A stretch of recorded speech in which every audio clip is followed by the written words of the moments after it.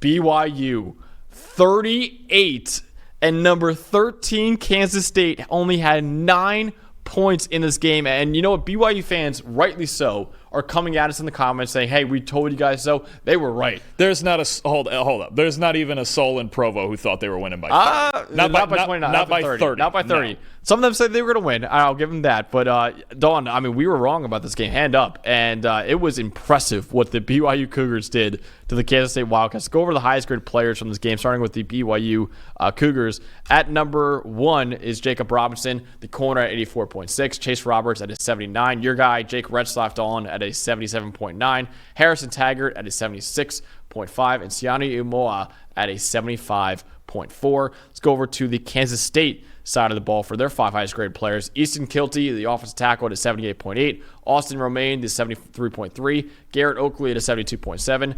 Andrew Langang at a 72.4. And then Desmond Purnell at a 70.6. So, Dawn, for you, what was the stat that told the story? And honestly, this is the most shocking result of the entire weekend, in my opinion. It's gonna be one of the most shocking results of the entire season.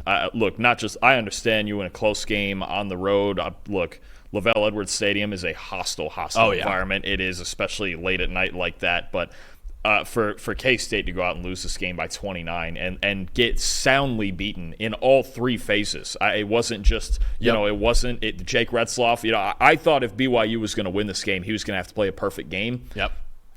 Nice complimentary piece. Oh, yeah. Let his defense work. The run game got going more than it did in their first 3 games. Special teams. I mean, look, Parker Kingston, that's one of the best plays we're ever going to see on a punt return, honestly. That muffs it, goes back to his own 2-yard line, and houses it down the opposite sideline. That's as good a play as you're going to see. We're going to see that all year. That's going to be one of the top 5 or 10 plays we see all season. Kansas State, we are not used to. I'd actually have to – I meant to look at it. When was the last time they got beat like this? Yeah. Because they just don't. Even when they lose, it's like hard fought, it's by a touchdown or whatever. They were soundly beaten in all 3 phases, and this is the type of loss that makes you reevaluate everything you're doing. Honestly, I mean, they were heavily favored, as they should have been, right? And they just got nothing going. But really, the stat that tells the story, it's 3 turnovers. Yeah. They only had 3 turnovers in one game all last season. They lost that game to Iowa State. They very rarely turn the football over. They had a sequence that was fumble, return for a touchdown, interception, and then that punt return. Yeah. That was 4 drives in a row for them, right in the middle of the game, sandwiching halftime. Mm-hmm. They can't win like that. No. They can't win like that, and for a very specific reason that you're going to get into. They are built to play from ahead. Mm-hmm. And honestly, even at halftime, when Johnson threw the interception in their own territory and BYU went up 17-6, you were sitting there thinking, like, this is huge trouble. Yeah. This is not how Kansas State. This is the one big flaw. Look, every ranked team, every team in the country right now has, like, one big flaw that we're looking at. And Kansas State is, if they get behind, what are we doing? Yeah. And I understand they had enough time to get back to the run game, but then they came out the first drive of the third quarter and threw an interception too. Yeah. So it's a real problem. If you can get ahead 2 scores on K-State, you make them very, very uncomfortable, and that's what BYU did with the turnovers. Yeah, and that's the stat that tells the story, Dawn. That goes right into it. Avery Johnson had a 35.8 passing grade in this game. He was 15 for 28 for 130 yards, no touchdowns, 2 interceptions, 0 big-time throws, 2 turnover-worthy plays, only averaged 4.6 yards per attempt. And listen, we got this game wrong. I'll admit it. But the one thing that we got right, we said, hey, for BYU to have a chance, you get this guy in obvious passing situations, and you have a great chance at winning this game. They did exactly that. They stopped that run game for Kansas State, and it couldn't do anything. They honestly couldn't do anything. And Kansas State, like I said, they're at its best when they can run the ball to victory. You saw it last week. If they get ahead on you, it might be over. And Arizona, that's why they dominated Arizona in that game, because Arizona just couldn't catch up to them with that. But if Kansas State has to catch up, they can't do it. To BYU, to almost anyone, honestly. It's the biggest question I had for them coming into the season is this type of game. When they have to drop back and throw the football. It was a question last year with a better passer in Will Howard, or at least a more experienced passer, and that's what caught them in a couple of their games. Now with Avery Johnson, who, look, athletically, incredible. The feet are amazing. He's a great fit for the offense and everything they want to do in the run game, but these are the types of games, it's the same question. We have the same question now as we did with Will Howard. Yeah. Can you just drop back without play action, without the RPO? Even more. And more so. I have even more questions about Avery Johnson's passion than Will Howard. I agree. It's raw. It's incredibly unrefined. I mean, it's just where it's at right now. And this is the type of game where he's going to struggle, and they as a team are going to struggle because they just can't. Right now, they are so in this pocket of, yes, we have one of the best rushing attacks in the country. Yep. But if we're down 17-6 at halftime, we have a serious problem. Yeah. And it's one that they tried to punch through, and on this night they just couldn't do it. They have to reevaluate just everything that they need to be doing on offense to make him a better passer, and it's going to be tough to do that week to week during the season. It's the type of thing that could take an off season to get into, and it's the same problem I think they had with Will Howard. It's honestly so similar to the team we just talked about before, Michigan, where it's like if Michigan gets the run game going early on you, it could be over. But if you get ahead on them like Texas did, they can't come back. They legitimately cannot come back if you do that. So like Kansas State's really in that same boat with how bad their passing game is. And I'll give Avery Johnson credit. He's a young kid. He's only a true sophomore. Probably got at least 2 more years after this as well, but or 2 more years because he actually played a lot last year. But still, man, right now for Kansas State, I mean, this passing game is a serious problem. And there's time. Look, he's very young, and there's time to fix this. And we saw it last year. They had an early loss to Oklahoma State, too. Oh, yeah.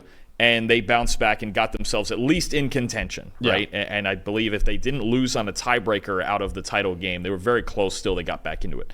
They play their style of ball. They're one of the best teams in the country.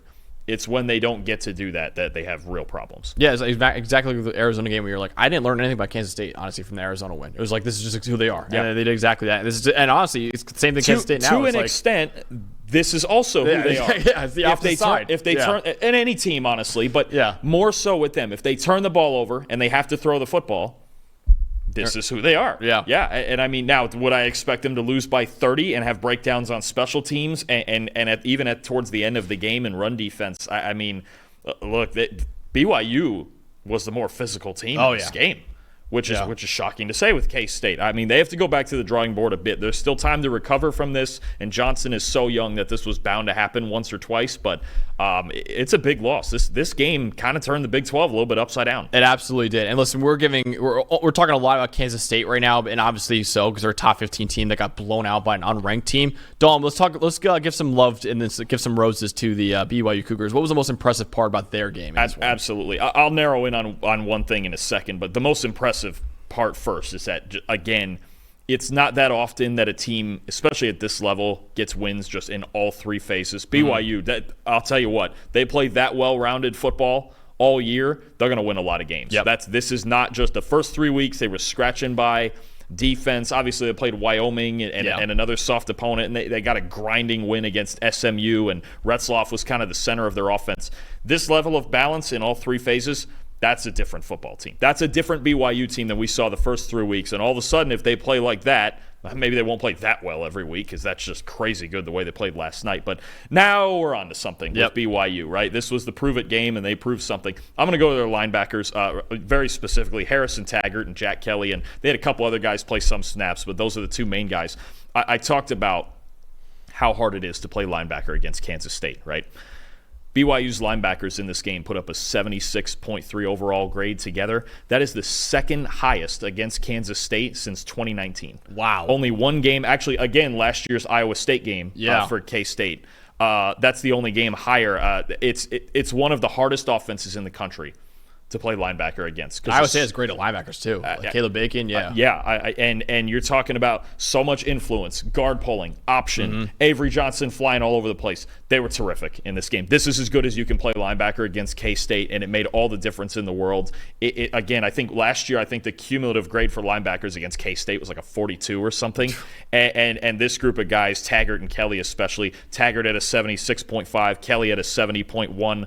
Terrific game considering the opponent, and it was a huge reason K-State for the run. There's a lot of yards that they got, but there wasn't a whole lot of explosive for K-State, right? And even when they were down, say 17-6, few good runs, but nothing that was game-changing, right? And they were just, I'll tell you what, too, BYU was just spectacular in the red zone. They were unbelievably good down on the goal line. I mean, they just were the more physical team, and their linebackers, to me, were a big part of that. And the juxtaposition of their linebackers against Arizona's last week, I mean, the Arizona's linebackers were having a lot of struggles last week against this run game, and BYU's, that's a great point. They really played well. Another thing on the offensive side of the ball, BYU, I think did a great job is, and what I thought really is the strength of this team going into the year, pass protection. They were elite in pass protection in this game. 91.7 pass blocking grade for BYU in this game. 6 pressures allowed on 23 pass blocking snaps. Bruce Mitchell, 0 pressures allowed. Waylon Lapuaho, Connor Pay, and Caleb Etienne, 1 pressure allowed each.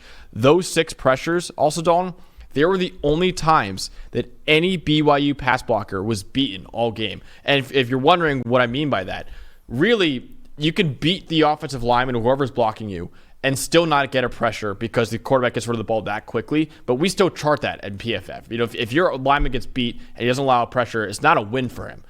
Those 6 pressures, though, those are the only times they were beat all game. So BYU's offensive line and the pass pro in particular was a strength of this team last year, and it was a major strength in this game against Kansas State. And it goes back to your point about physicality. They were the more physical team against Kansas State in this game, and they dominated pass pro. And only, I just had to look at it, only a 30% blitz rate on BYU pass plays. And they didn't throw the ball that much, only 23 dropbacks. But I was wondering if K-State would ratchet up the pressure because their 4-man rush in this game against the O-line and against Retzloff was the one mismatch that we saw pregame in BYU's favor. Now, they couldn't get to the blitz stuff a whole lot because they were behind all night, and then BYU starts running the ball and all of that. But, yeah, they got to be better in the pass rush. If they're only going to rush 4, they got to be better than they were last night. This all the way around, offense, defense, special teams, one of the biggest wins of the year.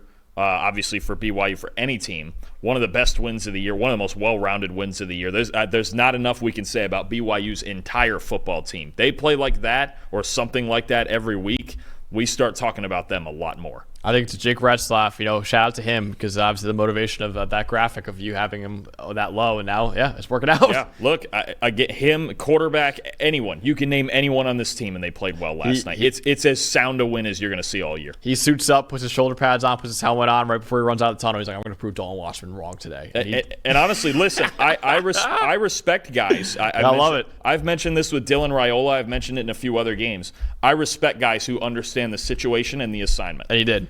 And the goal clearly for BYU was on both sides, be the more physical team, and Jake, make the throws we need you to make. Yep. We don't need you to go out there and throw 45 times tonight. Hopefully we don't need you to do that, right? This is a formula that BYU can win with absolutely in all 3 phases.